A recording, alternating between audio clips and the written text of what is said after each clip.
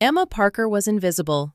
Not literally, of course, but on a campus of 20,000 students, she might as well have been. She spent most of her time buried in books, studying computer science and mathematics. Her thick glasses, oversized sweaters, and quiet nature made her easy to overlook. And most people did. Emma didn't mind, or at least she told herself she didn't. Across campus, the members of Sigma Alpha fraternity were gathered in the common room on a Friday night. The conversation had become increasingly immature as the evening wore on. Then, someone spotted Emma walking across the quad outside. One of the brothers laughed. "There's no way any of us could get her to go out on a date." Several others joined in. A wager quickly formed. Money exchanged hands. Dares were issued. Finally, all eyes landed on Jake Mitchell. Jake was handsome, popular, and known for talking his way into almost anything. "You won't do it," Jake smirked. "Easy." Only one person wasn't laughing. Noah Reynolds. Noah had never liked the frats' mean-spirited games. "This is a bad idea." The others ignored him. The following week, Jake approached Emma after class. She nearly dropped her books when he said hello. At first, she assumed he was talking to someone else. But he wasn't. Over the next month, Jake became a regular part of her life. Coffee between classes, study sessions, lunches, text messages. For the first time in years, Emma felt seen. She slowly let her guard down, and Jake eventually asked her to dinner. Emma spent 3 days agonizing over what to wear. She borrowed a dress from her roommate, styled her hair, even bought makeup she wasn't sure how to use. When Jake picked her up, she felt beautiful. Maybe for the first time ever. The restaurant was crowded. As they entered, Emma noticed a strange group sitting near the back. Then her stomach dropped. It was the fraternity brothers, all of them, including several holding up phones, laughing. One of them shouted across the room, "Looks like Jake won the bet!" The laughter exploded. Emma froze. The world seemed to stop. Every insecurity she'd ever carried crashed into her all at once. The dress, the makeup, the hope, the trust, all of it. A joke. A bet. Tears immediately filled her eyes. Jake looked horrified. Not because he felt guilty, because he'd been caught. Emma turned and ran. Outside, she barely made it halfway down the sidewalk before she heard footsteps behind her. "Emma!" She didn't stop. "Emma, wait!" She spun around angrily. But it wasn't Jake. It was Noah.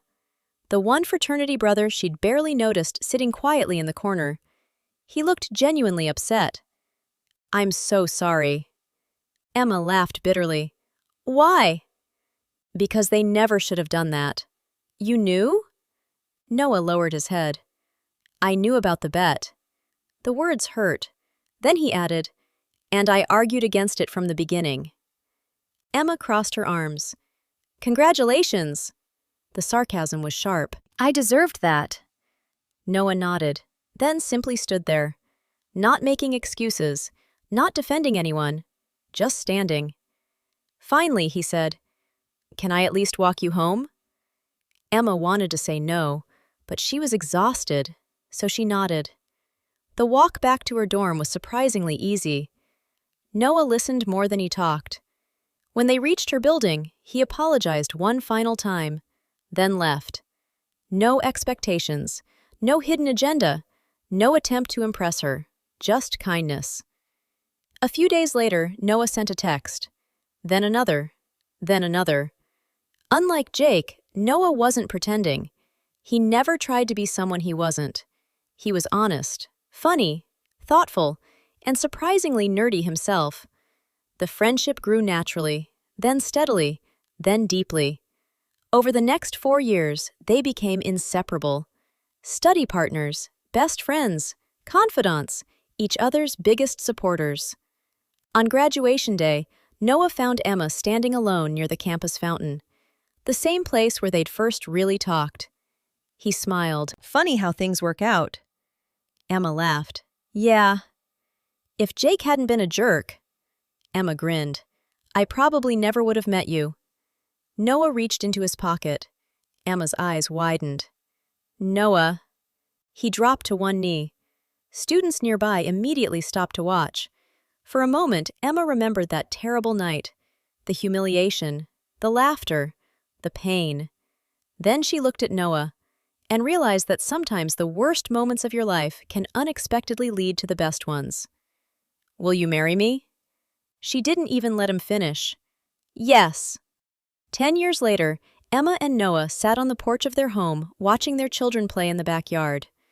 Life had turned out better than either of them imagined. Successful careers, a loving family, a happy marriage. And every once in a while, Emma would think back to that awful fraternity bet. Not with anger, not anymore. Because while someone else had intended to humiliate her, fate had introduced her to the person who would spend the rest of his life loving her exactly as she was.